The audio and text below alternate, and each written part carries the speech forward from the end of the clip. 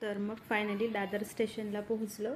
तिथे मग सुरुवातीला फुल मार्केट तुम्ही बघितलंच. त्यानंतर मला त्यानंतर सुरुवातीलाच हे मला ब्लाऊजचं दुकान दिसलं. मला ब्लाऊज घ्यायचंच होतं तर आणि ते पहिलंच दुकान दिसलं. मग मी तिथे जरा व्हिडिओ केला, पण तिथे मला हवं तसं काय मिळालं नाही. मग मी फक्त बघून घेतले.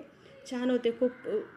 प्रत्येक रंगाचं आणि प्रत्येक डिझाईनचं कोणत्याही साडीवर मॅच होईल इतके छान छान ब्लाऊज होते.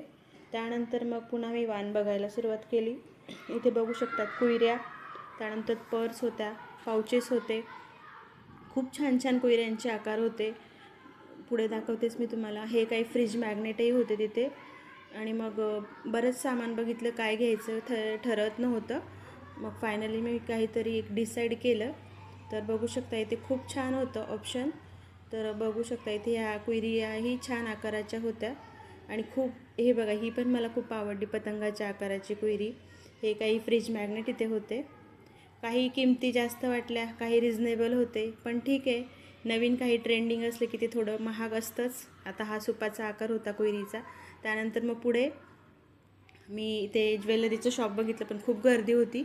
ज्वेलरी मला आय थिंक हवं होतं थोडंसं, पण गर्दी असल्यामुळे मी काही घेतलं नाही. त्यानंतर इथे होत्या हेअर ॲसेसरीज होत्या आणि एवढी गर्दी होते बघू शकता तुम्ही पुढे. इथे आता मी लवकर गेली होती म्हणून जरा बरं. आम्ही जेव्हा रिटर्न यायला निघालो तेव्हा खूप जास्त गर्दी झाली होती.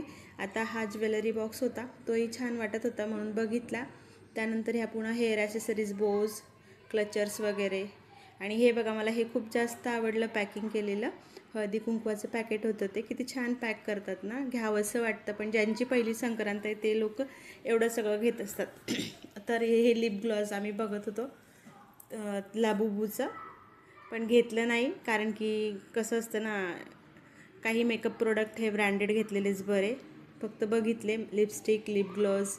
ती म्हणत होती मला घे म्हणून, पण म्हटलं नको. त्यानंतर हे होतं इथे एक ट्रेंडिंग कोरियन बॅग्स होत्या. इथे इतकी गर्दी होती बायकांची आणि त्या बायकांनी घेतल्याही. बरेच जण पटापट घेत होते. नवीन होतं ते कोरियन बॅग म्हणून.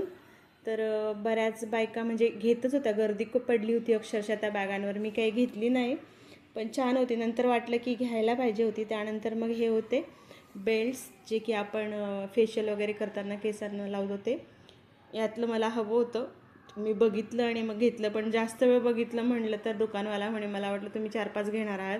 तर असं होतं. आपण थोडा रंग वगैरे बघायला लागलो की इथे होत्या ह्या पर्स पुन्हा. तर यातल्या घ्यायच्या होत्या. बहिणीला पण वाण द्यायचं होतं, त्यामुळे तिच्यासाठी काही घेतल्या इथून. आणि मग फायनली आम्ही रिटर्न निघालो. हे ठाणे स्टेशनला फायनली मग आम्ही आलो होतो रिटर्न. तर अशा पद्धतीने काय वाण आणलं ते पुढच्या वेळेत तुम्हाला